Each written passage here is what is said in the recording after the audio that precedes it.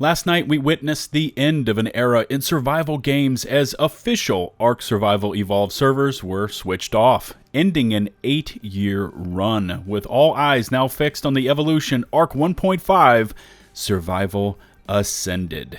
Now, Studio Wildcard seems to have grasped the gravity of the situation and pushed live one of the longest community crunch updates in the history of ARK. What does it say? Have we learned anything new? Does it address the majority of community concerns? Well, that's what we're about to find out.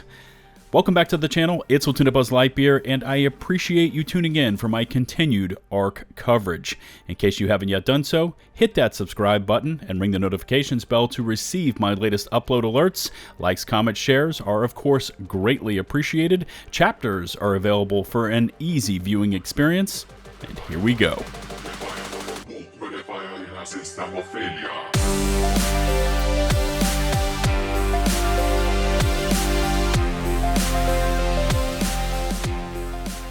It has been a rocky last 9 months, which all began back in January of this year when Jeremy Steiglitz unleashed this bombshell statement announcing that the team at Studio Wildcard were busy working on updating ARK Survival Evolved, bringing it into the present with a free Unreal Engine 5 upgrade.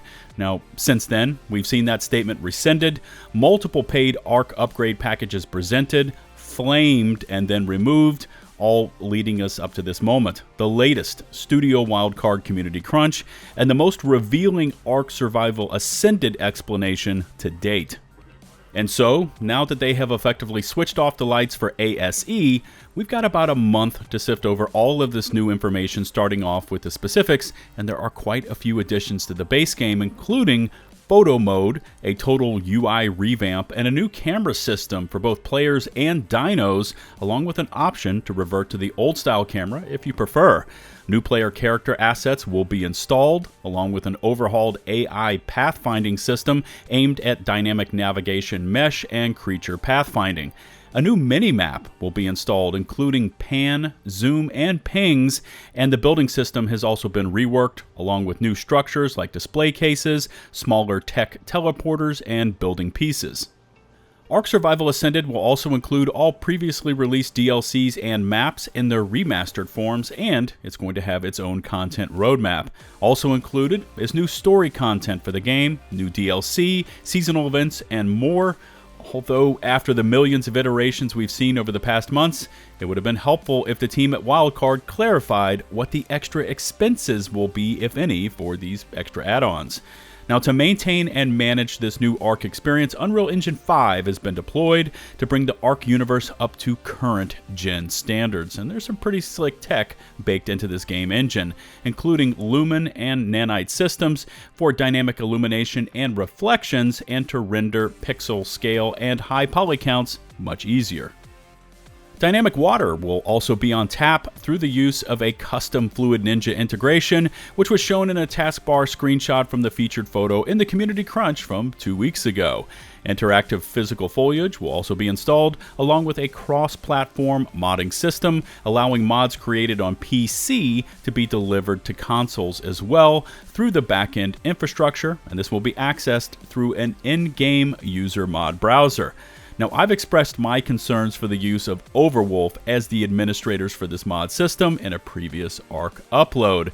And there was also a bit of confusion stirred up by Douglas Kennedy, CEO of Studio Wildcard, when he announced that ARK's mod system duties would be handled instead by CurseForge, leading some to speculate that Overwolf had been replaced. But this theory was quickly answered, as Overwolf owns CurseForge, a story unto itself, but born from the if you can't beat them, buy them school of business.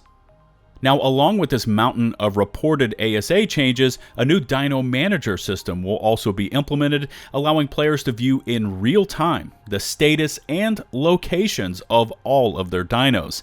Speaking of which, the revised Shastasaurus dossier was also just released, and this should be included in the 11 brand new creatures added to the game, of course, with Shastasaurus making its appearance when the Center remaster arrives. And from the looks of the dossier, Wildcard have fully embraced the tech saddle concept, allowing for the use of a periscope, torpedo bays, and even a cargo hold. Along with this laundry list of items being added on with ASA, there was also a mini roadmap of when some of these more intricate features would arrive, because not all of this will be available at launch. First is that Ark Survival Ascended will not be available for pre-orders, which is interesting, and I wonder why.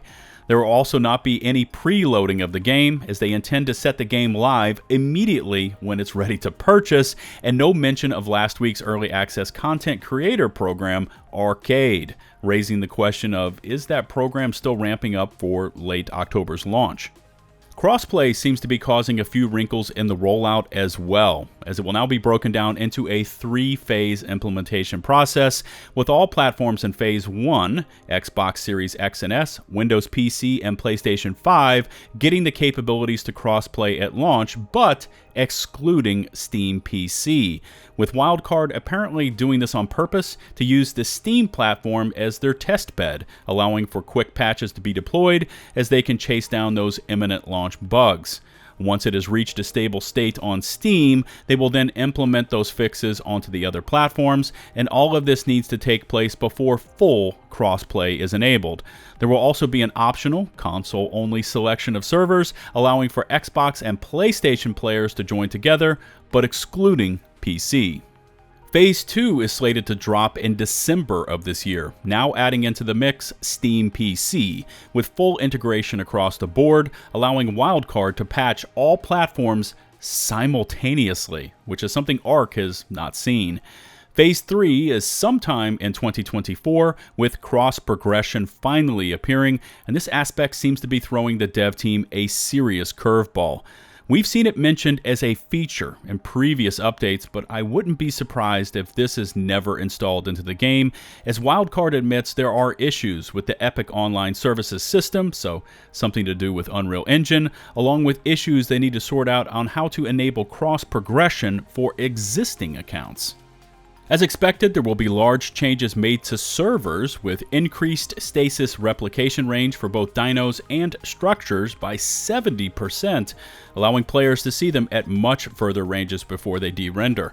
Tile sets for structures will deploy instant rendering, amounting to smoother running bases.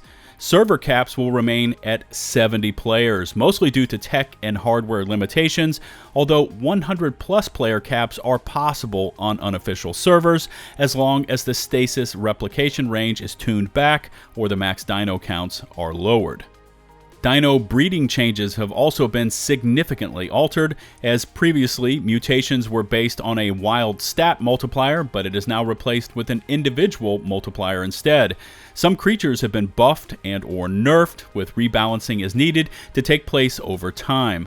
No word on which creatures have been altered from ASE to ASA, but there is word that the 20+ mutations limit has not been changed, but the 255 cap for dinos has been removed and placed on the server guidelines. So it's going to remain 255 on official, but it is open to adjustments, and we should expect unofficial to have access to this slider.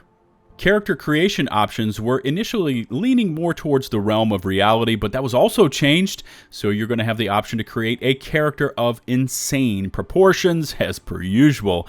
The music in ARK, which is instantly recognizable, has also seen some modifications, and expect new tracks from Gareth Coker. NVIDIA is busy working with Wildcard, actually diving into the game code themselves, so DLSS, RTX Di, and FrameGen are being teased. Hopefully a 4000 series GPU will be stout enough to run ASA, but I jest. Survival of the Fittest will not be available when ASA launches, and we've seen this one both in and out of previous community crunches, but it should be expected as a downloadable mod sometime in the winter, again raising the question of if SOTF will be a premium mod and therefore require a fee, or will it be a free mod instead? Some clarity would be nice on this one. Extra Life looks to be there at launch, or possibly very shortly thereafter, and the Wildcard team has elected to remain on Unreal Engine version 5.2 and will instead be cherry-picking certain 5.3 features, at least for the time being, until they fully move over to Unreal Engine 5.3. So far, some very technical improvements being offered up for ARK, namely moving the franchise over to Unreal Engine 5, but we need to now dive into the controversial aspects, and there are several here, including disabling leveling of movement speed on creatures and players on official, and no tech creature variants or cryopods at launch. Now, I was silently watching chat in the Play Ark Discord, and yes, they have now changed the name of the official Discord as well, and there were some very strong words being flung around centered at these two changes. Now, in general, I saw PvP players in favor of the changes, while many others were strongly opposed, and notice I did not say many other PvE players were opposed. There seemed to be some very heated feelings coming out of both camps, and I'm sure I'm going to read some feedback on this one in the comment section below. Anti-cheat was also briefly mentioned, really nothing to note here, and it feels like they're not overhauling this one as much as needed, although their explanation is that no details are being given for obvious reasons. I mean, as long as cheaters are identified quickly and dealt with harshly, details are not needed. And also expect the cheater bounty board to continue on. And finally, caves were given some balance adjustments to choke points, but don't expect massive changes here, even though they were the meta in Ark Survival Evolved. Now, bear with me, it's time for a quick experiment. If I had just presented all of these changes to you, so you've got the UE5 upgrade, overhauls to a multitude of systems, less jank, better visuals, hopefully less lag and cheaters. Basically, it's going to be the definitive Ark Survival Edition. If all of this was the very first announcement that was made to the public back in January, instead of the shot heard round the world, that free upgrade blast, how would you now feel about Ark Survival Ascended? And keep in mind, we aren't talking price right now, no additional expenses, etc. Just that laundry list of improvements. How would you personally feel about Ark Survival Ascended? Of course, the conversion of official ASE saves over to ASA needed to be properly sorted out, which it wasn't, and ended up being a hotspot of contention for the entire official community. And I still believe in my heart of hearts that those ASE saves could have indeed been ported over correctly to ASA. And it just boiled down to Snail Games and or Wildcard not wanting to devote the correct resources and or manpower to make that effort happen. But if that was done correctly, and a small upgrade fee was also initially announced with an honest rationalization for that fee, then I truly believe we are in a different scenario here. Just completely and unmistakably different. But it wasn't. In fact, it was done in complete reverse order from what it should have been. And that's why I've left this statement from the Community Crunch until last. And this finally sheds some light on why Ark Survival Ascended came to be in the first place. Something that many ARK community members have speculated on. And for this, I'm going to read directly from Wildcard's words to your ears. Why are we doing it? There are various reasons we've decided to take this approach. One is to refine the development team's skills on UE5 and how far it can be pushed for next generation titles, ARK 2.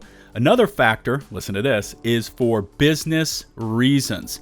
Developing a next-generation sequel, while no longer releasing paid expansion packs, has proven difficult for our studio's long-term survival. So we need to continue generating revenue while we develop ARK 2. And finally, the ultimate reason, whereas ARK 2 is being designed as a Souls-like adventure, we want to provide the community with an evergreen classic ARK experience, one that can continue to grow over time on a cleaned up code base, leveraging new technological advancements, not only in the industry, but also what we've been working on with the ARK franchise as a creative whole.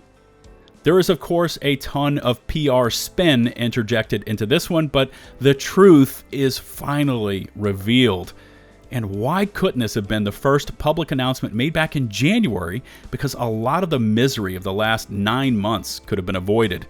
If Wildcard had released an open letter to the community outlining their financial issues, wanting to develop and launch ARK 2, a game they honestly don't sound completely confident in, essentially using ARK Survival Ascended as a crowdfunding effort to get to that end goal, if that had been the body of that open letter statement, this is a different discussion.